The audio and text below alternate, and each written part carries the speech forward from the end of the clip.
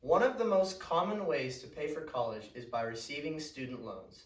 My purpose today is to inform you of the arguments opposing and supporting the student loan debate. As a college student myself, I have conducted proper research to find the potential risks and benefits of receiving student loans. Some of you may be looking at loans as a way to pay for school or maybe your children's future. Today, you will have enough information to make up your own mind regarding student loans. We will start by discussing the opposing side of the debate and conclude with the supporting side. With our roadmap in place, let's begin with the opposing side. So, there are two main reasons as to why people may oppose student loans. The first is that on top of the initial debt, there is interest that you have to pay. According to Max Fay, a personal finance writer at the University of Florida State, federal loan interest rates can range from 4.5 to 7.1%.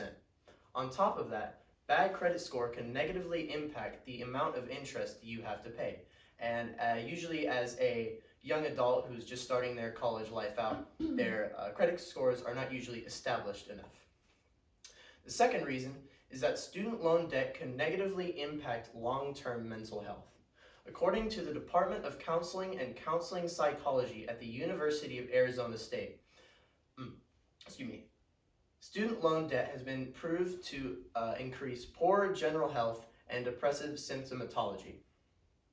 Essentially, they concluded that student loan debt is a direct cause of stress in long-term current and former students.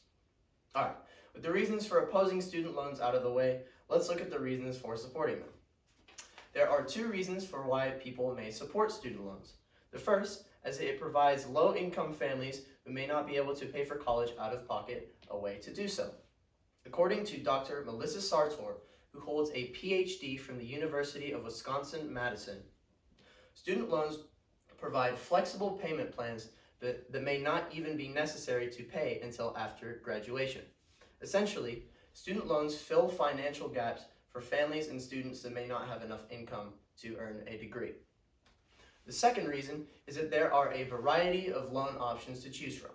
According to Dr. Sartor, there are both federal loans, which are funded by the government, and private loans, which are funded by private companies. Both of these loans can pay for tuition and student expenses, and you can choose which one works best for you. To conclude, student loans are essentially a way for anyone to earn their degree by paying back their tuition over time with added interest. Let's review what we've learned today. First, we learned two reasons as to why people may oppose student loans. We learned that student loans have interest that can cause debt long-term, which can negatively impact mental health in current and former students. Lastly, we learned two reasons as to why people may support student loans.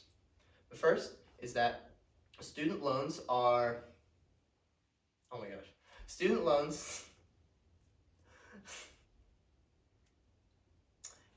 Lastly, we learned two reasons why people are for student loans. Student loans can provide low-income families a way to pay for college with a variety of options to choose from. So, student loans are one of the most common ways to pay for college. Some of you may be looking at loans as a way to pay for you or your child's future education. From this speech, you now know how student loans work and why people oppose and support them.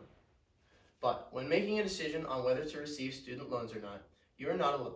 It's best to discuss with family and friends before making this decision. With that being said, you now have the general information required to make up your own mind regarding student loans. Thank you.